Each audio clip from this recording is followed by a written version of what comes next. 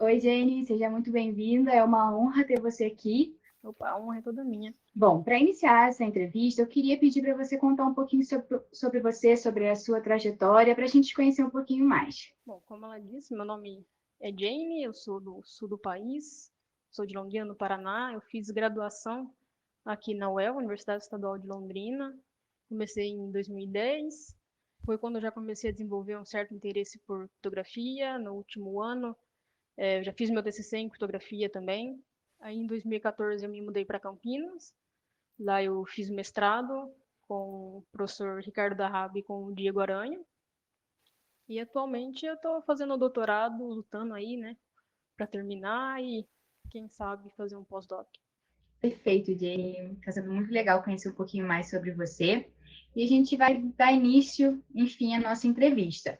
Começar com a primeira pergunta, bem basicão, um assunto bem objetivo. O que é em si a criptografia? Bom, tem gente que define como simplesmente ferramentas matemáticas a fim de prover certas propriedades de segurança. Tem gente que confunde um pouco até mesmo com encriptação. Aí por isso que eu decidi definir primeiro qual é o contexto, de onde surgem os problemas que a criptografia se resolve a resolver, até mesmo para a gente ter uma noção da complexidade de quão abrangente que é. Então a gente pensa num contexto assim, onde duas pessoas, duas entidades, duas partes, elas querem conversar entre si, elas se conhecem, só que a única forma delas se conversarem é através de um ambiente público, um ambiente que elas não confiam, um ambiente compartilhado entre várias pessoas que também estão querendo compartilhar. Então a gente pode pensar aí, né, num contexto, obviamente, da internet. Antigamente, as pessoas já usavam criptografia para fazer comunicação segura sobre canais inseguros, até mesmo entre amantes, entre reis. Então, é uma coisa muito antiga. Então, a partir daí, a gente consegue derivar quais problemas podem surgir a partir disso, né? Sim, eu quero mandar uma mensagem para uma pessoa que eu confio, só que eu não sei se tem alguém no meio do caminho interessado em revelar o conteúdo. Então, eu quero que somente eu e essa pessoa saibamos o conteúdo real dessa mensagem. Então, aí a gente consegue já derivar o conceito de confidencialidade. Somente essas duas pessoas conhecem o conteúdo dessa mensagem. Aí tem um outro problema. Se eu estou comunicando através de um canal inseguro, como é que eu sei que a minha mensagem ela vai chegar de forma íntegra do outro lado? Então, a gente tem aí propriedade de integridade. E outra coisa é a autenticidade. Como é que eu sei se ninguém se passou por mim no meio do caminho, se alguém não tentou forjar a minha identidade? Então, a criptografia surge nesse contexto para resolver esses problemas, esses pequenos conflitos de comunicação. Perfeito, Jenny. Entrando no meio da criptologia, qual a diferença entre criptografia e criptoanálise? Certo. Hoje em dia é até um pouco mais fácil de explicar, porque as fintechs elas têm denominado vagas de emprego relacionadas à segurança da informação como Blue Team e Red Team. Então, é basicamente um time que ataca, um time que defende. Então, a gente pode pensar como a criptologia, como as pessoas que estão construindo essas soluções e os criptoanalistas como as pessoas que querem quebrar esses algoritmos, seja por questões maliciosas, ou seja, no caso, por exemplo, dos red teams dessas empresas, de assim, eu quero quebrar o meu sistema antes que alguém seja capaz de quebrar. Então, é uma forma de você também adicionar robustez ao seu sistema, tentando quebrar ele, saber quais são as fraquezas e tentar fortalecer o seu sistema. Quais são as aplicações da criptografia na área da segurança da informação?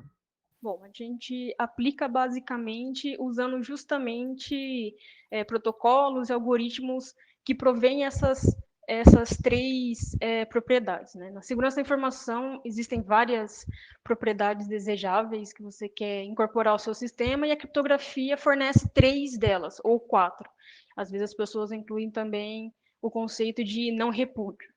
Então, ela entra no sentido de, assim, eu vou te dar aqui uma função de encriptação para te garantir confidencialidade, eu vou te fornecer esquemas de assinatura digital para você garantir autenticidade, e eu vou te fornecer funções de hash para garantir a integridade das suas mensagens. Então, basicamente, ela serve como um ferramental. Isso de forma bem simples, assim. Obviamente que essas coisas são mais complexas e têm se tornado muito mais complexas. Por exemplo, blockchain usa criptografia, mas o conceito por trás nem todo mundo sabe explicar exatamente. Então, já adquiriu uma robustez muito grande já.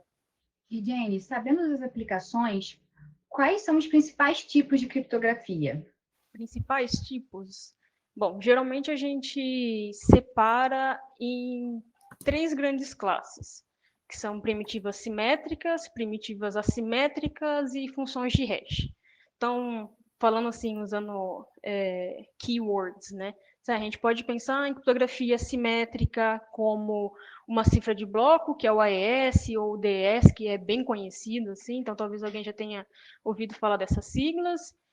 Criptografia simétrica, que você pode usar tanto para encriptar como para fazer assinatura digital, então esquemas baseados no RSA, que é bem famoso também, ou curvas elípticas, que tem sido adotado muito agora, e funções de hash, que são conhecidas também como funções de resumo, que são usados aí para garantir integridade. É muito comum quando a gente vai baixar uma distribuição do Linux, tem lá um hash associado, a sua distribuição, aí você consegue recalcular na sua máquina e ver se ninguém burlou aquela distribuição, se aquela distribuição é legítima. Então, é basicamente essas três classes, simétrica, assimétrica e função de hash.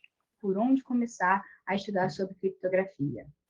Agora na pandemia é até um pouquinho mais complicado, né? Porque a gente poderia dizer assim, participa de caravana, participa de conferência, participa do RoadSec, participa do TDC, mas agora na pandemia a gente acaba ficando restrito, por exemplo, a curso do Coursera, então um que eu poderia indicar é o curso chamado Cryptography, da Stanford University, que é dado pelo Dan Bonnet, e geralmente a gente recomenda também que a pessoa adote um livro-texto, porque em algum momento vai surgir alguma lacuna, nem tudo é explicado nos mínimos detalhes, ou às vezes as pessoas se interessam mais por uma coisa ou outra. É interessante você ler o mesmo assunto sob diversas perspectivas, que às vezes uma linguagem se enquadra mais com a sua forma de pensar ou não.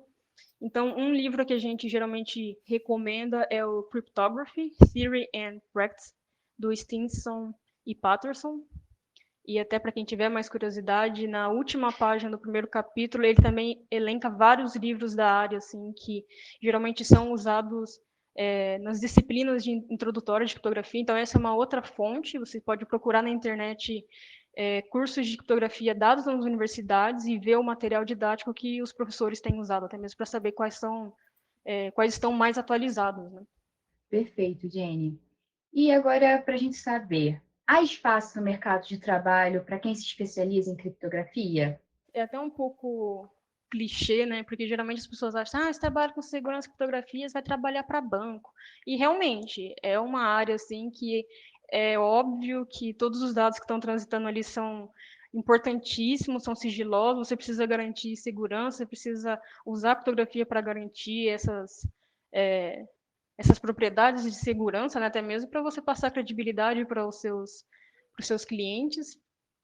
E é muito comum também você encontrar até mesmo vagas de criptólogos, então, ou criptógrafos, mas geralmente isso é associado com grupos de pesquisa, porque querendo ou não, as empresas elas estão interessadas em implementar os seus próprios algoritmos de criptografia, elas estão interessadas em incorporar isso, seja num relógio, seja num celular, seja num chip. Então, para quem está lá no LinkedIn, dá uma procurada para vocês verem, coloca cryptographer. Vocês vão ver que tem algumas vagas e vai aparecer algumas vagas em bancos também, que é muito comum, né? Não se restringe a isso, mas são os lugares que mais tem.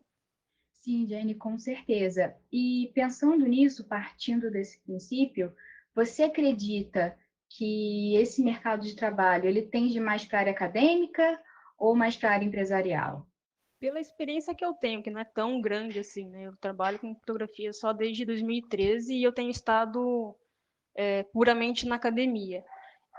Pelo que eu ouço falar, o mercado tem estado muito aquecido, principalmente Vale do Silício, na Europa, porque, querendo ou não, toda empresa vai estar minimamente interessada em desenvolver suas próprias tecnologias, em implementar seus próprios algoritmos, embutir isso nos seus produtos. E até mesmo agora que a gente está tendo essas a difusão dessas leis de proteção de dados, é importante até mesmo que os próprios desenvolvedores tenham noções básicas de criptografia para você saber tanto como proteger suas aplicações, como implementar elas, né? Então, é uma coisa que a gente vai...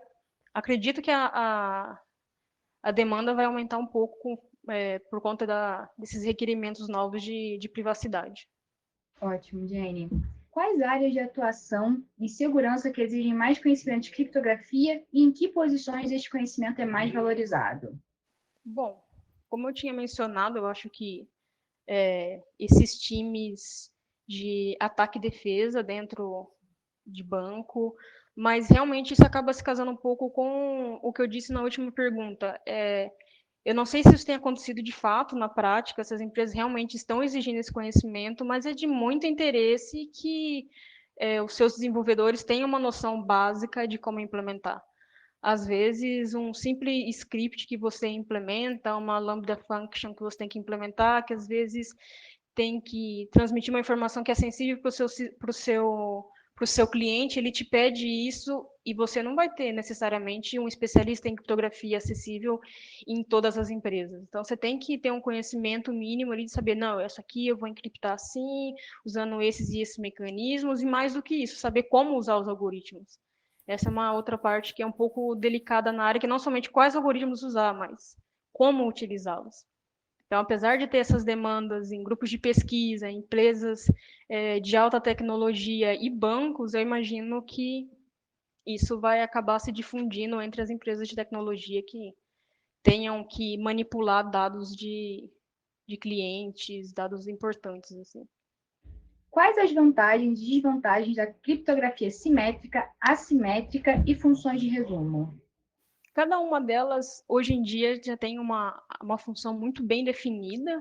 Então, a gente tem criptografia simétrica, que geralmente é muito rápida, só que a gente tem um problema de gerenciamento de chaves, que a gente resolve usando criptografia assimétrica, que, por outro lado, ela acaba sendo lenta. Então, vamos pensar assim, a gente tem um RSA, que a gente resolve o problema de acordo de chaves usando uma chave pública e uma simétrica, só que ele é lento. A gente tem um esquema simétrico, por exemplo, o ESC, ele é muito rápido, mas a chave é simétrica e eu tenho que dar um jeito de compartilhar ela de forma segura entre as duas partes. Então, a gente combina essas duas soluções. É muito comum a gente encontrar em protocolos reais a fusão desses dois.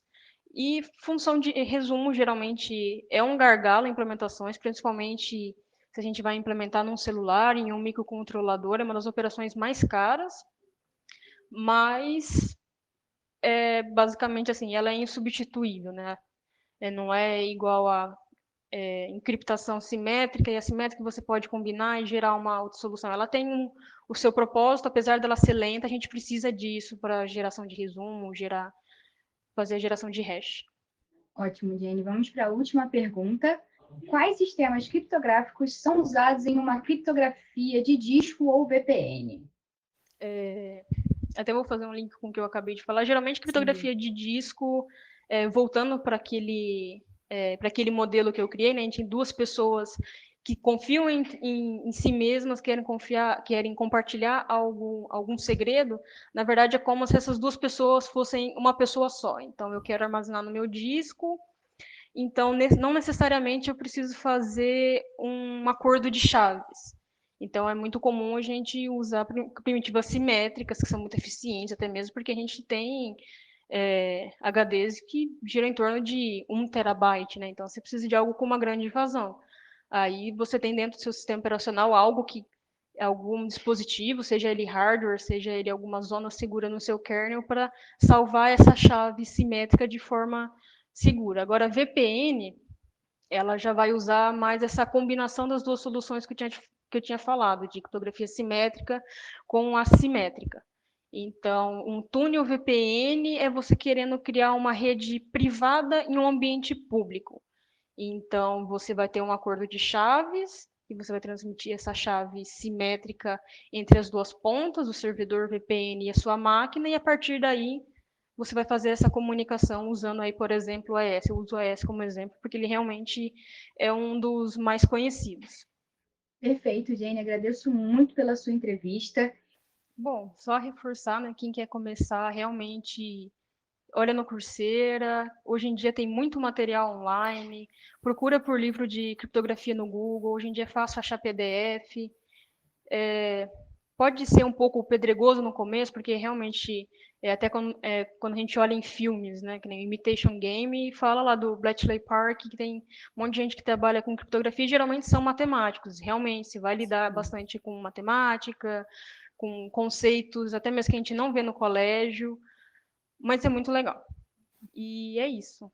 Vamos pesquisar, vamos procurar no Coursera e estamos precisando de gente na área.